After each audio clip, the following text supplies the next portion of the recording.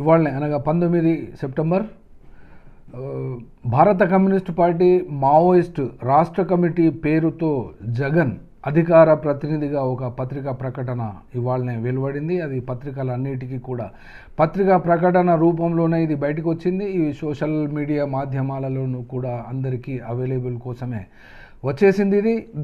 దీంట్లో క్లారిఫై చేసినటువంటి అంశం యథాతథంగా చెప్తున్నాను. కామ్రేడ్ సోను కేంద్ర కమిటీ అధికార ప్రతినిధి అభయ్ పేరుతో ఇచ్చిన తాత్కాలిక సాయుధ పోరాట విరమణ ప్రకటన సోను వ్యక్తిగత అభిప్రాయమే కానీ పార్టీ నిర్ణయం కాదు.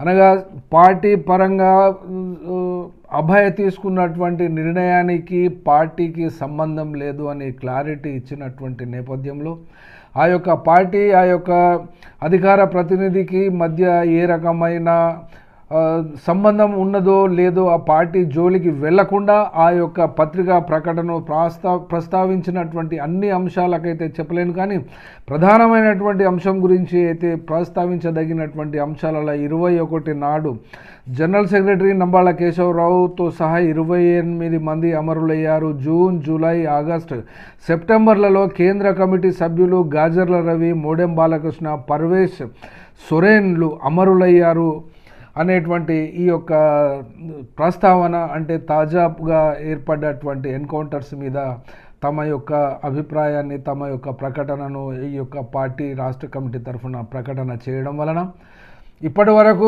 గందరగోళం పడ్డవాళ్ళు, గందరగోళం చేసినటువంటి వాళ్ళు, గందరగోళ పరిస్థితి ఏర్పడడానికి గల కారణాలను వివరించినటువంటి వాళ్ళు, ఇవన్నిటినీ కూడా ఈ యొక్క ప్రకటన ఒక ఖచ్చితమైనటువంటి గీతను గీసేసి ఎవరు ఏమిటి అనబడేటువంటి అంశాన్ని అయితే ఇక్కడ ధృవపరుస్తున్నది. కాబట్టి ఈ యొక్క పార్టీ పట్ల ప్రభుత్వం అనుసరిస్తున్నటువంటి పద్ధతిని యథాతథంగానే కగారును వ్యతిరేకిస్తున్నట్టుగా దేశవ్యాప్తంగా కగారుకు వ్యతిరేకమైనటువంటి ప్రదర్శనలు, ధర్నాలు, మీటింగ్లు చేసినటువంటి ప్రజలకు సంబంధించి కూడా ఆ యొక్క ఈ ప్రకటనలో ప్రస్తావించడం జరిగింది. కానీ అమిత్ షాను కూడా వచ్చే సంవత్సరము మార్చి 31 వరకు మావోయిస్ట్ పార్టీ లేకుండా చేస్తామనేటువంటి ఆ యొక్క అంశాన్ని కూడా ఈ యొక్క పత్రికా ప్రకటనలో ప్రస్తావించడం జరిగింది అధికార ప్రతినిధిగా జగన్.